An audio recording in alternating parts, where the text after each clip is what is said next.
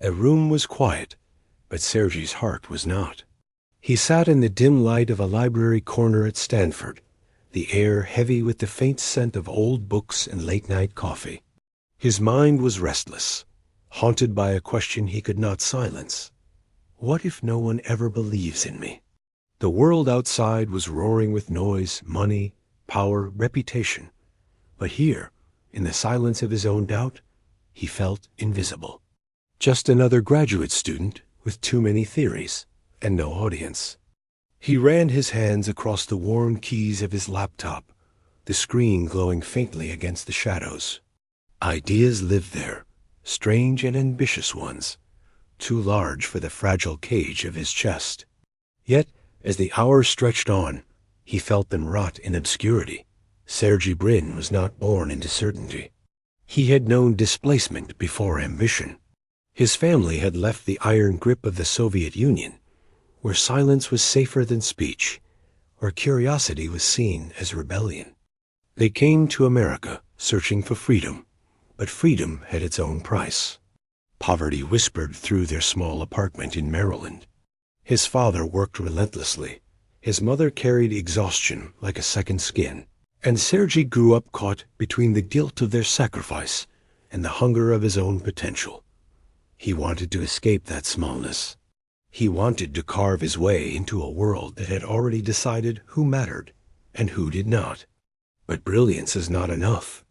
In classrooms, he was sharp, disruptive, unwilling to sit quietly in the hierarchy of minds. Professors admired his talent, but warned of his arrogance. Classmates respected his intellect, but kept their distance. He was not someone you casually befriended. He was restless, impatient, consumed. He could not stop asking questions others had long learned to ignore. And deep inside, he feared this fire would burn him alone, leaving nothing behind but ashes of wasted genius. The first risk came in silence. It was not a grand stage, not a dramatic announcement.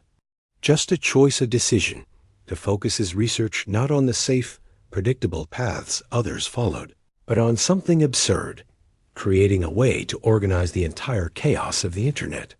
At the time, search engines were clumsy, primitive, and forgettable. No one truly believed they could matter. But Sergey saw something else. He saw the world drowning in data, and he imagined a lifeline. He teamed up with another restless soul, Larry Page. Together, they argued more than they agreed. Their partnership was not born of comfort, but of collision. Nights in cramped dorm rooms turned into battles. Chalk dust on blackboards, heated debates, insults thrown with the precision of logic. Yet somewhere in that chaos, a fragile vision emerged. They believed they could build something different, something terrifyingly ambitious. A machine that did not just find information, but understood it. The first obstacle came quickly. Money, they had none. Respect, they had none. The established voices of Silicon Valley dismissed them as academic dreamers, too naive to survive the brutality of the market. Investors turned their backs. Professors raised eyebrows. Friends suggested safer paths. Sergey felt the weight of every rejection, like a stone pressing on his chest. He had left behind a safe trajectory in academia for this. Nights of sleepless work, days filled with silence and ridicule. He wondered if he had already ruined his life before it had even begun. There were humiliations no one remembers now. Demonstrations where computers crashed mid-presentation. Meetings where investors left the room before he finished speaking. Dinners where his parents looked at him across the table with unspoken worry, silently asking if all their sacrifices had been wasted. Sergey wore his defiance like armor, but beneath it, the fear was eating him alive. What if they're right? What if I am nothing but another immigrant boy with oversized dreams? Still, he pressed forward. Obsession replaced sleep. He coded until his eyes blurred, scribbled formulas on scraps of paper, muttered ideas into the night air, as if speaking them aloud might keep them alive. Larry beside him, stubborn and equally unyielding, became both adversary and ally. Together they pushed against the silence, convinced that if they stopped even for a moment, the dream would die. The first victory was not loud. It did not come with applause or headlines. It came when someone just won. Someone finally decided to use their search engine instead of the others. It was a professor, then a classmate, then a handful of strangers who stumbled across their crude, imperfect tool. And for the first time, Sergey felt it, the fragile pulse of belief. It was small, almost invisible, but it was real. People were using what they built. People were finding something of value in it. But with that pulse came a darker realization. This path would demand more than he had ever imagined. More failures, more humiliation, more sacrifices of time, health, even identity. The taste of that first victory was bittersweet because it carried the echo of everything still waiting to be lost. Years later, the world would know his name. Billions would use his creation without ever seeing the nights he nearly quit, the mornings he woke with doubt pressing like a weight on his chest, the silence of empty rooms where ideas lived and died before anyone cared. They would see the empire, not the exile. They would see the wealth, not the hunger. And yet, even as success came, Sergey Brin carried the scar of those first steps. The scar of knowing how close it all came to disappearing, how fragile belief truly is.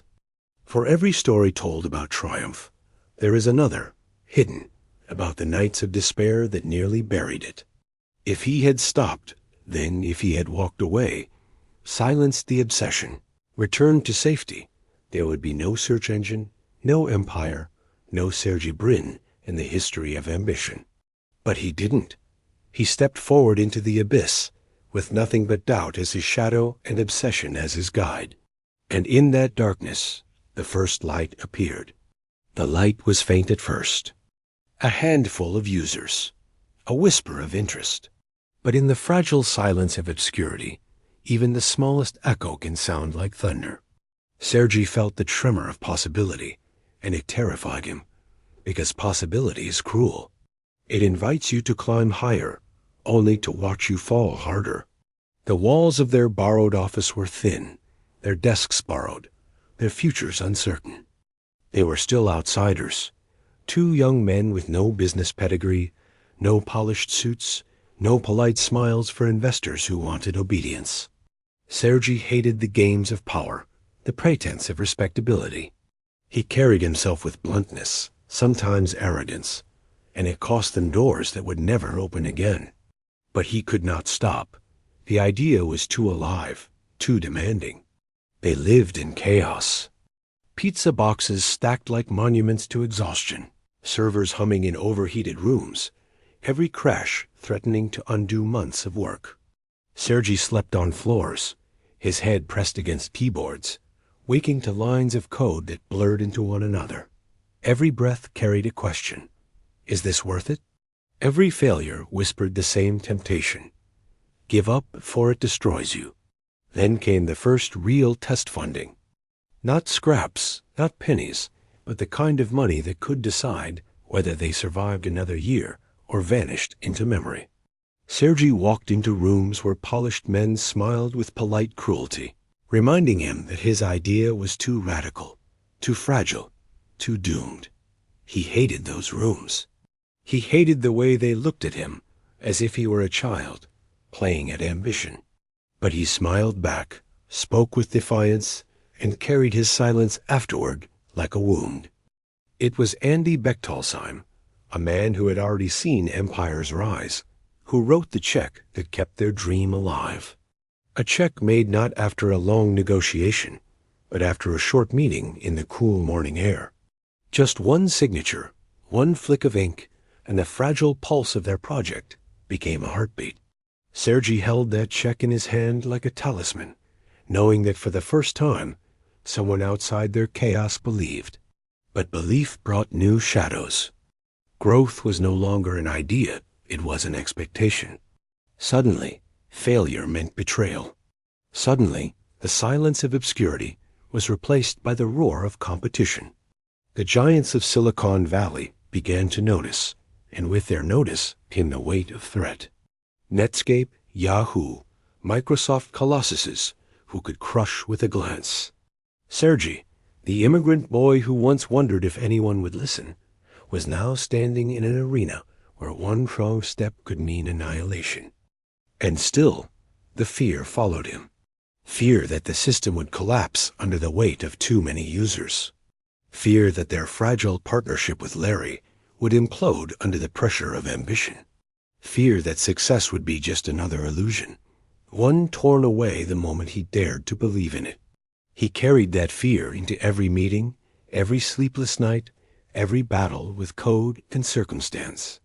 There were moments when he almost broke. Nights when servers failed and investors called impatiently, when journalists dismissed their work as irrelevant, when competitors whispered that they would not last another year. Sergey would stare at the glow of a failing screen, the code mocking him with its endless errors, and wonder if he had built not a lifeline but a tomb. But then came the moment that changed everything. Not a headline, not a grand stage. Just a shift, subtle but undeniable. More people began to use their search engine, not because they were told to, not because of marketing, but because it worked. Better than anything else. Faster, smarter, cleaner. Word spread like wildfire, not in press releases, but in whispers between users. A friend told a friend, who told another. The curve of adoption, bent upward, slow at first, then sharp, then unstoppable. Sergey felt it like a storm raking. One day, he was an outsider begging for recognition. The next, he was holding the beginnings of an empire. But victory is never pure. With each new user, each new accolade, came responsibility that weighed heavier than poverty ever had. The hunger of ambition had been replaced by the hunger of expectation. And in his heart, Sergey knew he could never go back. The empire they built would change the world. Billions of searches, billions of questions, billions of souls reaching into the void for answers. His machine would give them order, structure, meaning, or the illusion of it. Sergey had dreamed of organizing chaos, but he had not yet reckoned with the cost of controlling it. For the first time, the silence of failure was replaced by the noise of power, and that noise was deafening. Yet in quiet moments, Sergey would return to the same thought. The nights when no one believed. The nights of humiliation, rejection, and doubt. The nights when the line between persistence and madness blurred so completely, he could not see where one ended and the other began. Those nights shaped him more than any victory ever could, because the truth is not that he succeeded. The truth is that he did not quit. Success was an accident of timing, of obsession, of refusing to bow when the world told him he should. And that refusal came with scars. The scar of exile, of being the boy who fled a country that silenced minds. The scar of poverty, of knowing his parents bore burdens he could never repay. The scar of ambition, of nearly destroying himself in pursuit of an idea that might have meant nothing. Now the world sees Sergey Brin as a billionaire, a visionary, a titan of technology. But beneath the headlines, beneath the fortune, he carries those scars still. The silence of his childhood, the fear of rejection, the doubt of those first years. They live inside him, reminding him every day of a truth too dark for celebration. Greatness is never a gift. It is a wound that never fully heals. And perhaps that is the secret, that the first step toward power is not glory, but surrender. Surrender to loneliness, to failure, to humiliation. Surrender to the possibility that you might lose everything and still keep walking. Sergey Brin walked through that darkness, and what he built reshaped the world. But in the end, when the noise of applause fades, when the empire stands tall, and the billions of users search without knowing his name, he remains haunted by the same question that began it all. What if no one had believed? What if I had stopped? The world will never know how close it came to losing him.